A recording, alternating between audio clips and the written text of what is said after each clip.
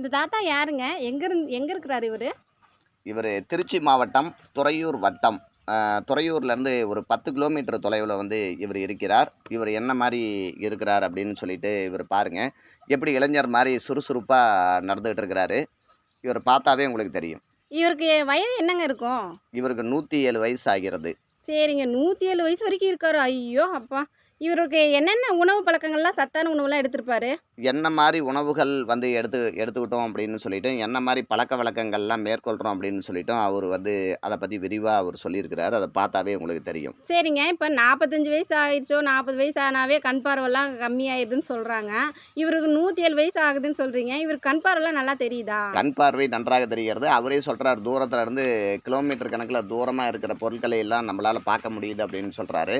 அதே நேரத்துல பார்த்தீங்கன்னா, நினைவாற்றல் அவருக்கு வந்து அதிகமாவே இருக்கு. ஞாபக சக்தி வந்து ரொம்ப அதிகமா இருக்கு. அவர் வந்து சுதந்திர போராட்ட காலத்துல நடந்த நிகழ்ச்சியிலேருந்து பல விஷயங்கள அவர் வந்து நம்ம கூட பகிர்ந்துக்கிறார். இந்த மாதிரிலாம் வந்து இருந்தோம் அப்படின்னு சொல்லிட்டு சொல்றார்.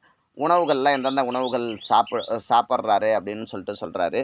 அவருக்கு இந்த காலத்துலலாம் பார்த்தீங்கன்னா, ஒரு 30 வயசு ஆயிட்டாவே இந்த ப்ரெஷரு, சுகர், ஹார்ட் அட்டாக் அப்படின்னு சொல்லிட்டு நெறைய பிரச்சனைகள் வருது. 15 வயசுலயே கண்ணாடி மாட்டிக்கிறாங்க. அந்த மாரிலாம் எதுவும் இல்லாம, அவர் வந்து ரொம்ப நினைவுத்திறனோடையும், நல்ல உடல் ஆரோக்கியத்தோடும், தேக ஆரோக்கியத்தோடும் இருக்கிறது நம்மளுக்கு பார்க்கறதுக்கே ஆச்சரியமா இருக்குது. இது மாரி மனிதர்களை யாரோ ஒருத்தர் தான் இப்போ வந்து பார்க்க முடியுது. அதிகமான பேர் வந்து பார்க்க முடியறதில்ல. ஏன்னா, அதிகபட்சம் வந்து சராசரி ஆயுள் காலமே இன்னைக்கு 65 அப்படிங்கிற மாரி தான் இருக்குது.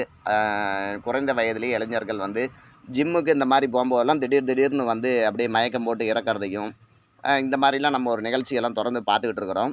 இது மாரி அ ஆரோக்கியமா இருக்கிறவங்க கிட்டேருந்து என்ன மாரி உணவுகள் சாப்பிட்றாங்க அப்படின்னு கேட்டு, அதை வந்து நம்ம வந்து மத்தவங்களுக்கு தெரிவிச்சா, இளைஞர்களுக்கு ஒரு நல்ல ஒரு மோட்டிவேஷனா இருக்கும் அப்படிங்கிறதுனால தான் நம்ம வந்து இவர்கிட்ட இந்த வீடியோஸ் எடுத்து நம்ம வந்து போட்டிருக்கிறோம். மேலும் தேவைப்பட்டா சில விஷயங்கள் அவர்கிட்ட கேட்டு நம்ம அதையும் பதிவிடுவோம். ஆ, நம்ம அவசர வேலையா அங்க போயிருந்ததுனால மேற்கொண்டு தொடர்ந்து அவர்கிட்ட ரொம்ப நேரம் பேச முடியல. ஆனா உற்சாகத்தோட அவர் வந்து நல்லா பேசினார். அவருக்கு ரொம்ப உங்களுடைய நன்றி. வயசு என்ன அதை சொல்லுங்க. எனக்கு தான் வயசு 107 வயசு. சரசலைக்கு நான் சுதந்திரம் வாங்கும்போது மிஷினில் 2 ட்ரிப்பு சுதந்திரம், அதாவது பெத்திரெட்டியார் மகன் நடராஜ பிள்ளையோட நாங்கள் காங்கிரஸ் தியாகி. ஓஹோ, காங்கிரஸ் தியாகியாக இருந்தால் 2 ட்ரிப்பு சரசலைக்கு போயிருக்கோம் வெள்ளைக்காரன் இருக்கும்போது. சரி சரிங்க. வெள்ளைக்காரன் அங்கிருந்து வந்ததும் தெரியும், வெள்ளைக்காரனை நாங்கள் எப்படி அனுப்புனதும் தெரியும், சுதந்திரம் வாங்கினது தெரியும். 1947 அப்போ ஆகஸ்ட் மாதம் 15ஆம் தேதி நைட்டு 10:30 மணிக்கு சுதந்திரம் நம்ம வாங்குகிறோம். சரி சரிங்க. இப்போ உங்களுக்கு கண் பார்வைலாம் நல்லா தெளிவாக தெரியுது, நல்லா ஆரோக்கியமாக இருக்கிறீங்க. இங்கேருந்து பார்த்தா மலையில கல் விளக்கல் ஆரோக்கியமாக இருக்கிறீங்க. கரெக்டாக இருக்கணும். சரி, என்ன சாப்பிட்றீங்க? என்ன மாதிரி உணவு? கேவர் களி, டெய்லியுமே சோறு, வந்து செஞ்சோள சாறு, செஞ்சாலும் சோறு இடித்து போட்டு நல்லா ஆக்கி சாப்பிடுவோம். கோதுமை சாப்பிடுவோம். அரிசி இன்னைக்கு கூட நான் ரேஷன் அரிசி தான் சாப்பிட்றேன். ஆனால் மற்ற சாதாரணமான அரிசி நார்மலாலாம் சாப்பிட்றதில்ல. சாப்பிடுவோம். ஏதோ ஒரு நாளைக்கு தட்டுக்கட்டாக சாப்பிடுவோம். அடுத்த நாள் ரேஷன் அரிசி சாப்பாடு, அந்த மாதிரி உப்பு கூட ரேஷன் அரிசி சாப்பாடு தான் எனக்கு அடிக்க வச்சுருக்காங்க, தனியாக்கி வச்சுருக்காங்க. அவங்க நம்ம டச் வாங்கிடுறாங்க. சரிங்கய்யா. அதனால் எனக்கு எந்த விதமான சரக்குக்காங்கிற கெட்ட அந்த அவங்க வாடையே எனக்கு இருக்கக்கூடாது. அந்த காலத்துலேயே தண்ணி தம்மு அந்த மாதிரிலாம் எதுவும் கிடையாது. அந்த ஒரு செல்ஃப் கிடையாது, வெத்தலை பேக் கூட கிடையாது, பீடி சிகரெட் எதுவும் கிடையாது. காலத்துலேயே கல்கடை அப்படி இருந்தால் நான் அப்படி ஒதுங்கி போவேன். அந்த நாத்தமே படக்கூடாது. கறி சாப்பிடுவீங்களா? ஏதோ ஒரு கறி சாப்பிடுவேன். கறி, முட்டை, மீன் சாப்பிடுவோம். எதை சாப்பிடுவீங்க? சாப்பிடுவேன். ஏதோ ஒரு நாளைக்கு சாப்பிடுவீங்களா? அடிக்கடி சாப்பிடுவீங்க? இல்லை, அடிக்கடி சாப்பிடுவேன். ஒரு வாரம் விட்டுறப்போ எல்லாம் பிள்ளைங்க எடுத்து போடுவோம், மருமாவை ஆக்கி போடுவோம்.